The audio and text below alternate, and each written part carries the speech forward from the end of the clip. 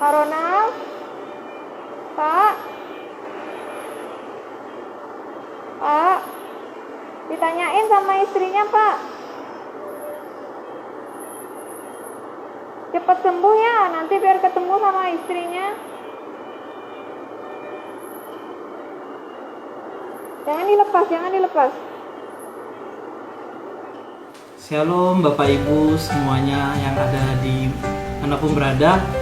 Saya Ronald dan ini istri saya. Saya Risma. Dan hari ini kami akan menyaksikan kasih Tuhan dalam kehidupan kami, di mana saya disembuhkan Tuhan dari COVID-19. Dan inilah kisah kami.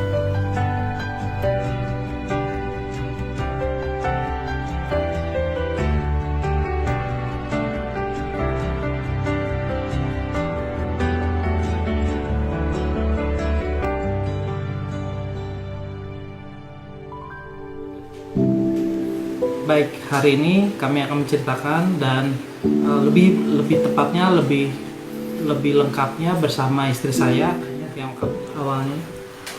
Shalom Bapak Ibu Saudara semua yang dikasihi Tuhan.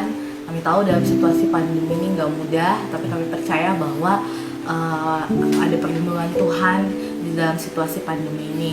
Dan kami itu sekitar bulan September pertengahan, suami saya sakit demam di hari pertama, kedua, bahkan di hari ketiga. Dia merasakan demam, batuk, dan bahkan dia merasakan awal pertamanya adalah gejala tipes, merasa demam naik turun seperti tipes, terus terakhir dia batuk. Dan itu saya sudah worry, aduh Tuhan gimana nih ya, kondisi dia kok semakin hari semakin buruk. Dan saya sempat merawat dia, sempat memberikan obat yang juga saya minta juga dari dokter untuk dia bisa dikonsumsi di rumah. Tapi selama 3 hari dia merasakan sangat sakit dalam tubuhnya, bahkan untuk dia bergerak aja susah saat itu kondisinya. Dan entah kenapa perasaannya saya sudah langsung worry, dan saya memutuskan untuk saya bawa ke rumah sakit. Saat itu sekitar jam 12 malam, saya udah nggak bisa merasakan pernafasan itu, nggak bisa sesak, dan saya nggak bisa mencium bau, dan makanan pun nggak bisa ngerasain enaknya makanan itu, nggak ada rasa gitu. Jadi ketika suami saya merasakan sakit selama 3 hari, saya langsung telepon. Pertama saya telepon sahabat kami. Kami minta pendapat untuk bagaimana bisa bawa suami saya, dan akhirnya kami untuk coba telepon pihak ambulans. Nah, ketika kami telepon pihak ambulans, begitu banyak mungkin pasien yang begitu banyak pasien yang dijemput ambulan, jadi agak susah saat itu kondisi untuk kami dapat ambulan. Dan suatu ketika kami memutuskan untuk bawa suami kami dengan kendaraan. Akhirnya teman-teman kami datang sekitar 6 pasangan untuk datang ke rumah, dan bahkan suami saya nggak bisa berdiri saat itu. Jadi dia untuk dibawa dari lantai atas ke bawah itu butuh bantuan, dan kami semua bahkan teman-teman itu menggendong suami saya untuk membawa suami saya sampai ke mobil, dan bahkan di perjalanan menuju rumah sakit. Dan sampai di rumah sakit itu hujan lebat, dan sekitar itu kami datang ke rumah sakit pemerintah rujukan COVID. Nah, akhirnya di situ difasilitasi pemerintah di rumah sakit. Akhirnya suami saya mengalami beberapa tes yaitu mulai dari rapid sampai swab. Dan akhirnya di tes swab kedua suami saya dinyatakan positif COVID-19. Di situ saya sebagai istri jujur berat dan nangis, nggak tahu harus bagaimana. Bukan karena suami saya selain sakit COVID-19, suami saya ngalamin kondisi yang sangat kritis. Karena saat itu saturasi oksigen dia 30%. Bapak Ibu Saudara, bahwa normalnya manusia itu saturasinya adalah 95%. Ketika 30% dan dia ngalamin ngerasakan sesak segala macam, itu saat itu waktu dimasukin ke rumah sakit bahkan dimasukin ke IGD sampai pada akhirnya ke ICU. Itu dokter sudah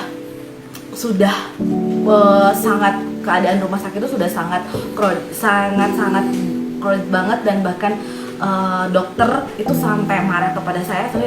Ini benar-benar keadaan pasien sangat kritis. Keadaan pasien ini sangat kritis ketika dilihat CT scan paru-parunya, toraksnya itu sangat jelek dan sangat buruk. Bahkan saturasinya 30%, normal manusia itu 95%. 30% ini tuh sangat bahaya dan harus dilakukan tindakan dengan ventilator. Saya saat itu di malam hari itu, waktu menuju pagi itu saya juga nggak tahu harus bagaimana. Saya hanya bisa duduk dan saya hanya bisa berdoa sama Tuhan. Saya nggak tahu harus bagaimana karena kondisi suami saya bukan semakin baik tapi semakin buruk. Akhirnya dokter mengajak saya bicara dan melakukan untuk dia pakai ventilator. Selain ventilator dia harus dipakai beberapa alat medis. Saya juga nggak benar karena kondisi pasien dia harus diobservasi. Jadi ketika dimasukin ICU itu hati saya bergejolak, Tuhan, saya nggak tahu harus bagaimana lagi. Saya hanya minta Tuhan sembuhkan suami saya. Dan ketika suami saya sudah ngalamin krisis sampai 12 jam dan habis itu dipindahkan ke ruang ICU isolasi COVID. Nah, ketika suami saya dipindahin ke situ, dia sudah mengalami antara sadar dan tidak sadar. Jadi dia mengalami yang namanya hipoxia, yaitu kadar oksigen di dalam darah yang berkurang, saturasi jadi saturasi 30%. Harusnya normalnya manusia ketika bisa bernapas dengan baik itu 95%. Jadi kalau di bawah 50% saja sebenarnya seluruh organ tubuh itu tidak bekerja dengan baik. Bahkan baik itu ginjal, baik itu semua itu tidak akan bekerja dengan baik. Bahkan ini 30% itu ajaibnya jantungnya dia masih bisa berdenyut gitu. Dan di situ ketika waktu dilakukan di ruang ICU, suami saya semakin hari bukan semakin baik tapi semakin kritis. Kondisi semakin yang hanya minta belas kasihan Tuhan. Saat itu saya hanya ketika dokter ngomong dan saya bilang, Tuhan, ini gimana? Suami saya sakit COVID. Bagaimana ini? Bapak Ibu Saudara tahu bahwa COVID itu juga pasti akan menyebar. Bahkan saya ngelawat dia gitu. Tapi saya percaya bahwa saya pasti sehat gitu. Karena saya tahu suami saya lagi berjuang antara hidup dan mati. Dan saya ketika semakin hari semakin kritis dan akhirnya saat dipasang ventilator keadaannya sangat buruk dan dia kondisinya antara sadar dan tidak sadar, sudah tidak bisa lagi untuk bisa berkomunikasi dengan baik. Di saat itu saya hanya bisa berdoa sama Tuhan, dan setiap hari saya datang ke rumah sakit. Tetapi hati saya sebagai seorang istri, saya hanya bisa minta, Tuhan, suami saya lagi berjuang antara hidup dan mati. Bagian saya hanya bisa berdoa di situ. Dan saya datang ke rumah sakit dan saya tanya kepada suster, Tuhan, di mana ya sus? Loh, suami saya dirawat. Kamar sebelah mana? Karena begitu banyak tembok-tembok yang dilapisi gitu. Tapi di situ saya hanya bisa duduk dan saya hanya bisa duduk berlutut. Saya minta belas kasihan Tuhan, saya minta belas kasihanmu di tempat ini, bukan karena suami saya, tapi saya minta buat setiap orang yang berjuang di rumah sakit ini, Tuhan. Akhirnya saya percaya one day suami saya pasti sembuh, Tuhan, pasti sembuh. Kami tahu COVID ini nggak ada obatnya, nggak ada vaksinnya, tapi saya percaya ada kuasa Tuhan di situ. Bahkan setiap kali saya datang, saya tanya suster, dan suster bilang, belum ada kemajuan, dan perlu dilakukan tindakan plasma darah. Bapak Ibu Saudara, itu orang yang sudah ex-COVID, embrionya diambil dan untuk dimasukkan dan transfusikan ke suami saya untuk menaikkan antibodinya. Jadi karena tidak ada obatnya, jadi hanya dilakukan seperti itu untuk membantu, dan itu juga belum tentu Bapak Ibu Saudara sampai dia bisa menaikkan saturasi oksigennya dia gitu. Waktu itu saya ketika dibilang harus mencari plasma darah, saya saya nggak tahu harus gimana, hanya saya bisa hanya berdoa. Dan saya bersyukur banyak sekali rekan-rekan dan banyak sekali orang-orang yang membantu, yang menyumbangkan, bahkan datang ke PMI untuk memberikan plasma darah ke suami saya. Saya hanya bisa berterima kasih sama Tuhan. Dan setelah dilakukan plasma darah, menunggu saturasinya dia naik, saya hanya bisa berdoa. Saya hanya bilang, Tuhan, saya minta belas kasihan-Mu, saya minta Tuhan kesembuhan-Mu. Aku percaya suamiku akan menang atas maut, dan aku percaya Tuhan akan menyembuhkan dia gitu. Terima kasih buat setiap perawat dan dokter yang udah merawat suami saya. Ketika itu perawat WA saya, Bu, Bapak mau bicara. Di situ saya kaget, dan suami saya bisa ciuman, bisa ngobrol walaupun keadaan dia masih pakai ventilator, dan walaupun keadaan masih dalam keadaan yang saturasi masih belum naik yang masih belum naik yang maksimal gitu. Tapi saya melihat di situ kuasa Tuhan dinyatakan. Saya melihat bagaimana Tuhan menolong suami saya gitu. Bahkan di tengah-tengah situasi pandemi ini, COVID yang dia ngalamin kritis, saya tahu itu Tuhan lagi bersama dia gitu. Dan saat itu Bapak Ibu Saudara, saya nggak tahu, saya hanya bisa menjerit di rumah sakit, saya hanya bisa nangis dan berdoa.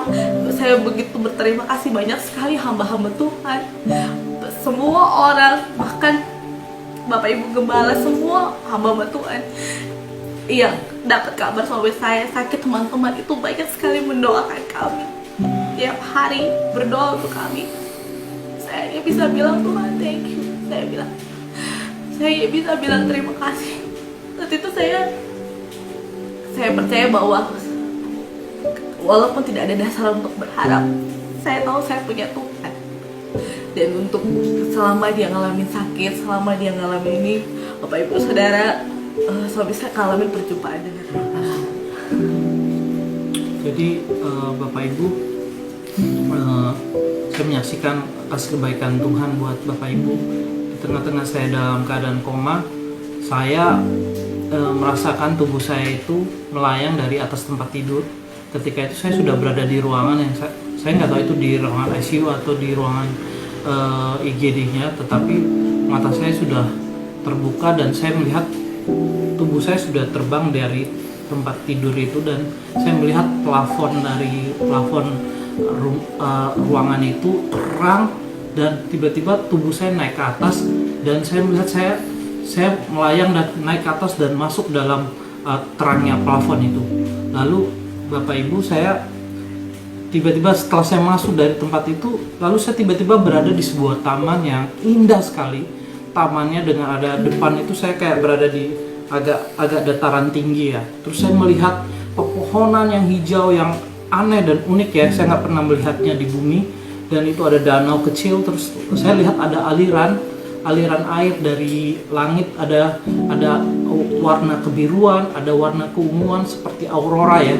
Terus saya melihat galaksi yang terang sekali di atas langit itu, dan saya melihat taman yang begitu indah di kiri kanan, dan saya melihat ada pohon di sebelah saya, saya lihat buahnya warna kuning kemerah-merahan, dan pohonnya saya juga nggak tahu nama pohon itu apa, tapi beda sekali dengan yang saya lihat. Saya belum pernah melihatnya. Lalu di kiri belakang saya ada, dan dalam waktu saya sedang tertegun dengan indahnya taman itu, saya bisa merasakan sejuknya taman itu, kulit saya bisa merasakan segarnya taman itu, dan saya bisa merasakan kaki saya itu, saya telanjang kaki ya, di situ saya bisa merasakan rumput hijau itu seperti karpet, halus dan lembut gitu ya, dan saya rasakan saya pakai pakaian yang terang silau ya, putih terang begitu ya di tubuh saya, dan saya melihat saya sudah berada di suasana yang begitu luar biasa buat pribadi saya gitu. Saya mendengar ada yang memanggil nama saya, Ronald, anakku gitu.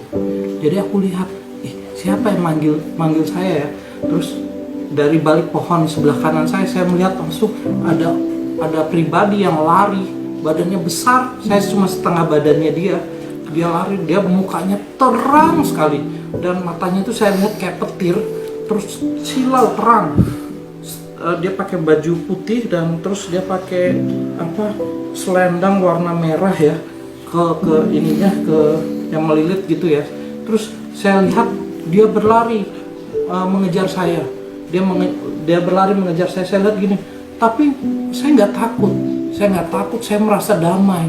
Saya merasa tenang. Semakin dia dekat, saya merasa tenang. Saya kayak merasa, wah, ini sesuatu yang berbeda. Seperti saya kenal pribadi ini. Ketika dia datang, dia berlutut, karena dia besar ya. Dia berlutut dengan lutut satu ke sebelah kanan, terus dia peluk saya begini. Kepala saya sudah di sini. Lalu saya ngerasain pas saya dipeluk, aduh, ada energi yang masuk dalam tubuh saya. Tiba-tiba tubuh saya itu bergetar ya, gemeteran. Aduh, tiba-tiba saya menangis. Saya kok ngerasain sesuatu yang luar biasa, sukacita. Hati saya penuh dan damai sekali yang nggak pernah saya rasakan sebelumnya. Ketika saya dipeluk itu, saya merasakan kedahsyatan yang luar biasa dalam hidup saya. Di situ saya tahu saya dipeluk Tuhan saat itu. Jadi Bapak Ibu, ketika saya dipeluk sama Tuhan, tiba-tiba saya melihat sebuah penglihatan. Saya melihat seperti saya berada di suasana itu, dan saya melihat di depan saya ada saya sendiri. Saya waktu masih lahir, saya masih baby, saya sampai kecil TK, SD, SMP, bahkan sampai kuliah, sampai menikah dengan istri saya, bahkan sampai saya di ruangan ICU, saya melihat diri saya, ada Tuhan di samping saya. Saya melihat Tuhan lagi pegang dada saya waktu pas di ruangan ICU itu. Dia pegang dada saya seperti ini, dan dia di samping saya. Nah, saya melihat dari waktu saya masih kecil, ketika saya latihan naik sepeda, saya nggak tahu ternyata saya diselamatkan Tuhan saat itu, karena ada batu kerikil, karena jalan rumah saya itu masih berbatu-batu, tapi ada beberapa batu yang Tuhan tiup. Terus ketika saya belajar, dia tiup sehingga batu-batu itu minggir tanpa saya tahu. Ternyata saya diselamatkan Tuhan. Kalau tidak, saya mungkin jatuh dan saya kena batu besar di sawah, di samping sawah saat itu, dan mengantuk kepada kepala saya. Dan saya mungkin saat itu bisa gegar otak ataupun saya bisa meninggal di tempat. Tapi di situ saya lihat Tuhan tolong saya. Mulai SD, terus saya pernah diusir sama bapak saya waktu pas malam jam 2 pagi. Saya lari, saya bingung, terus saya bingung cari di mana, karena jam 2 pagi itu saya nggak berani masuk ke rumah orang kan gitu. Jadi saya jalan kaki dan saya menemukan kuburan. Di samping kuburan ada sanggah gitu ya, sanggahnya orang Bali. Saya tidur di situ karena hangat. Saya tidur di situ dengan pakai sendal saya sebagai bantal tidur saya. Dan pada waktu itu dari tembok kuburan itu ada ular. Saya lihat ada ular itu masuk kuburan itu, masuk ke sanggah itu dan mau menggigit saya. Dan dia 2 meter, warnanya hijau gelap, lalu ada kuning di tubuhnya itu, dan matanya merah. Waktu dia lagi mendekati saya begini, lalu Tuhan hadir. Tuhan hardik dia, pergi. Lalu dia pergi, ular itu pergi. Dan saya lihat, Tuhan tolong saya. Waktu saya masih kecil, saya nggak tahu kalau saya diselamatkan Tuhan malam itu. Pada waktu saya udah mulai dewasa, saya banyak melakukan kesalahan dalam hidup saya. Dan ketika saya melakukan kesalahan itu, dosa-dosa itu, saya melihat diri saya melakukan, dan saya lagi senang-senangnya, Tuhan di samping saya lagi nangis. Jangan anakku, kata Tuhan di situ di samping dia nangis. Jangan anakku, jangan, dia sedih, dia nangis. Dan waktu aku melihat aku melakukan itu, Tuhan ampuni aku Tuhan.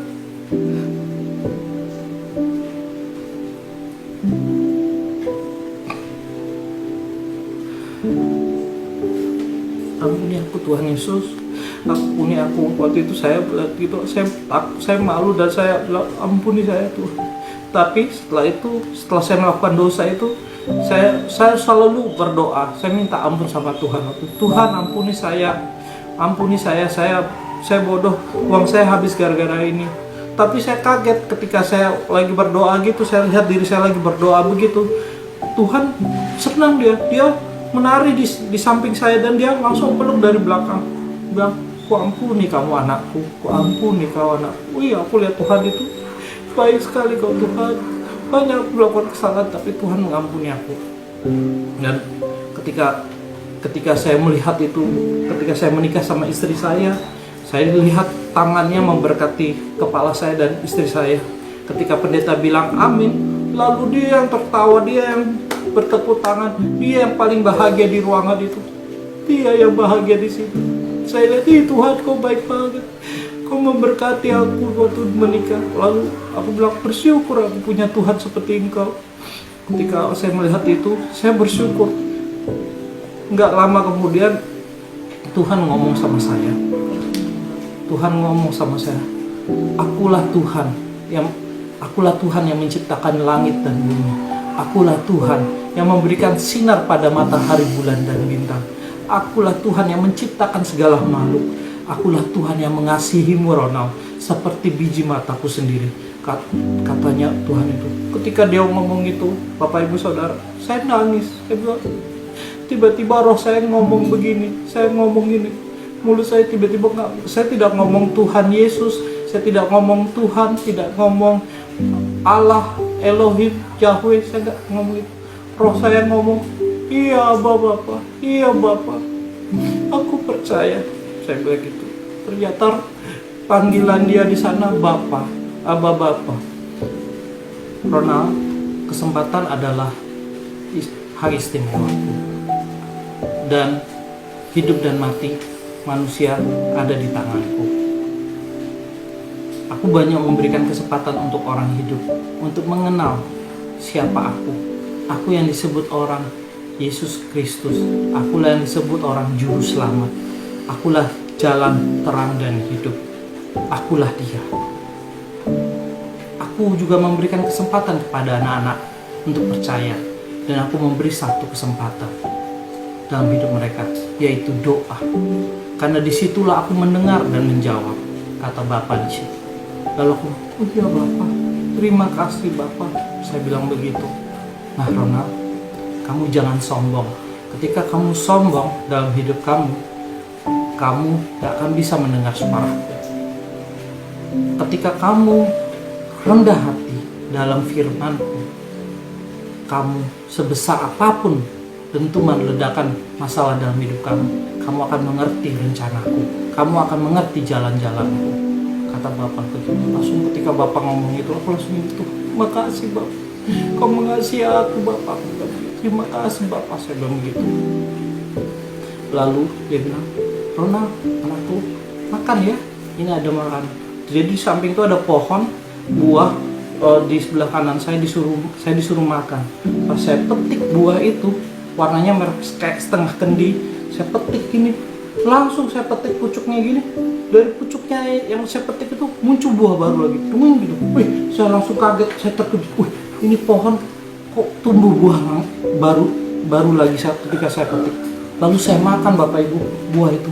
Waduh, segar sekali buah itu, sampai airnya itu mengalir di dagu saya sampai di tenggorokan saya. Aduh Bapak, terima kasih Bapak, terima kasih, saya bilang itu. Terima kasih. Di situ Bapak Ibu saya menyaksikan kasih kebaikan Tuhan. Ketika saya makan itu saya rasa segar sekali. Terus tiba-tiba Bapak bilang begini, seperti itulah anakku, aku ingin hidup kamu berbuah, manis, segar, dan berkenan di hatiku. Ketika Bapak ngomong begitu, saya langsung gini, iya Bapak, aku mau, aku bilang itu. Dan di situ saya merasakan sukacita bersama Bapak di situ. Lalu Bapak bilang begini, anakku, aku minta tolong bersama kamu. Dia bilang minta tolong. Aku ingin kamu menjadi saksiku. Karena ini tempat hanya persinggahan buat kamu. Kamu kembali ya. Ketika Bapak bilang begitu, aku langsung ini, Bapak, aku nggak mau balik Pak. Aku mau bersama engkau di sini selamanya, saya bilang begitu. Karena benar Bapak Ibu, ketika sudah bersama Bapak, kita nggak akan mau balik. Karena saya merasakan, waduh, begitu luar biasa tempat itu, begitu dahsyatnya Tuhan saya dan Bapak di surga itu ya. Bapak di surga bilang begini, anakku, masih banyak ku dengar anak-anakku berdoa, bahkan istri kamu. Tapi rencanaku belum selesai pada kamu. Kamu jangan khawatir, akan kucukupkan hidup kamu, asal kamu mau menjadi saksiku. akulah, ya aku ingin mereka semua selamat. Aku mau orang-orang mengenal aku. Aku ingin mereka hidup di dalam keselamatan. Aku nggak mau mereka hidup dalam hukum dosa. Karena aku telah menebus mereka di kayu salib. Aku telah menyelamatkan mereka. Aku ingin mereka bahagia, kata Bapa. Di situ ketika aku mendengar suara perkataan begitu, senang sekali aku melihat Bapa itu benar-benar kasih. Dia adalah kasih, dia adalah Tuhan. Dan saya bilang, iya Bapak, saya mau. Ketika saya bilang begitu, Bapak bilang ini, terima kasih anakku. Lalu tiba-tiba badan saya kayak ditarik dari belakang. Tiba-tiba saya sudah jatuh dari plafon itu, masuk ke dalam tubuh saya lagi. Dan saya langsung saya melihat keadaan saya sudah bangun. Dan saya langsung lihat ruangan itu, dan saya rasakan sakit kepala saya, sakit kaki saya merasakan ada banyak kabel di tubuh saya, dan saya rasakan dinginnya AC di ruangan ICU itu ya. Lalu saya lihat suster, saya panggil suster, saya bilang, lalu mereka datang, mereka ya gimana Pak Ronald? Saya bilang, Tuhan Yesus, saya bilang itu. Saya bilang, saya disembuhkan Tuhan Yesus, saya bilang begitu. Terus selang berapa minggu, selang saya di ventilator saya dilepas, dan suara saya masih gak bisa bersuara dulu. Tapi setelah bersuara, dokter datang pada saya bilang, Bapak Ronald ini bisa hidup mujizat. Jarang orang bisa, bahkan orang gak bisa di 30% saturasi oksigennya bisa hidup. Di bawah 50% sudah lewat. Kami pikir kami sudah nggak lihat Bapak. Saya bilang sama dokter, Tuhan Yesus yang sembuhkan saya. Tuhan Yesus yang sembuhkan orang-orang yang sakit di sini. Saya bilang, Tuhan Yesus yang luar biasa. Saya bilang gitu. Terus saya disuruh tidur. Iya Pak, Bapak tidur. Saya di situ saya bersaksi kasih kebaikan Tuhan. Dan saya bersyukur karena pelayanan mereka juga, mereka baik-baik semua di rumah sakit itu. Saya berdoa buat semua suster-suster, perawat-perawat, bahkan dokter-dokter yang sudah di garda depan ya. Terima kasih. Kalau yang melihat ini, yang menonton, yang telah merawat saya terima kasih ya. Terima kasih sudah merawat saya dan menolong saya juga. Terima kasih juga untuk mereka yang sudah bekerja jauh dari keluarganya untuk merawat orang-orang sakit COVID-19 seperti saya. Terima kasih. Di tengah-tengah saya lagi sakit itu, saya melihat beberapa ada yang dipanggil Tuhan. Saya melihat ada yang keluar, dan saya bilang, saya ingat lalu firman Tuhan bahwa ada firman Tuhan, walau 1000 rebah di sisi kanan, 10.000 di sisi kiri, itu tidak menimpa aku hanya menonton. Aku ingat Mazmur 91, dan aku percaya Tuhan menjadi pembela aku. Terima kasih. Demikianlah kesaksian kami, Bapak Ibu Saudara sekalian. Semoga ini bisa menjadi berkat buat Bapak dan Ibu Saudara sekalian. Terima kasih Bu, kami berdua ucapkan buat setiap orang yang sudah berdoa buat kami, yang sudah mendukung kami dan support kami. Kami mengucapkan banyak terima kasih, dan juga buat seluruh tim medis yang sudah merawat suami saya dan juga membantu kami, dan bahkan kami mengucapkan terima kasih. Kami berdoa biar setiap orang yang saat ini mengalami sakit, Tuhan, biarlah Tuhan yang menjamah, Tuhan yang menyembuhkan. Terima kasih buat semuanya, biarlah ini kesaksian ini boleh jadi berkat buat setiap orang ya, biarlah nama Tuhan dipermuliakan ya. Dan juga dari saya pribadi, bahwa apapun masalah keadaan kita hari-hari ini, di tengah-tengah pandemi, di tengah-tengah COVID-19, banyak orang berkata, di mana Tuhan? Tetapi Tuhan ada di samping kita. Dia yang dikatakan Immanuel, dia ada bersama kita. Kita kadang meremehkan doa, tetapi ketika kita berdoa, dia menjawab. Di situ saya mengerti bahwa doa orang yang benar besar kuasanya. Bapak Ibu, apapun masalah kita hari-hari ini, tetaplah berdoa. Tetaplah berharap kepada satu nama yang dahsyat, namanya Tuhan Yesus Kristus. Dia menjadi Tuhan dan Juru Selamat atas hidup kita. Dia yang telah mati di kayu salib untuk menebus dosa-dosa kita. Dia juga Tuhan yang sama, yang memberikan keajaiban dalam hidup kita hari-hari ini. Dan saya keluarga dicukupkan oleh Tuhan hari-hari ini, oleh karena kasih kebaikan Dia. Kami bersaksi karena Dia sungguh baik. Bapak Ibu, saya berharap Bapak Ibu juga percaya, dan saya berharap Tuhan menyentuh hati Bapak Ibu dimanapun Bapak Ibu berada hari ini. Tuhan tidak pernah jauh, dan percayalah, hidup itu adalah kesempatan. Hidup itu haruslah bahagia, karena Tuhan ingin kita bahagia.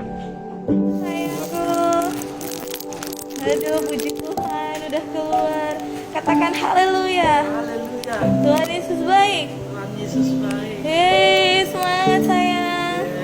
Puji Tuhan. Aku sembuh. Aku sembuh. Aku disembuhkan.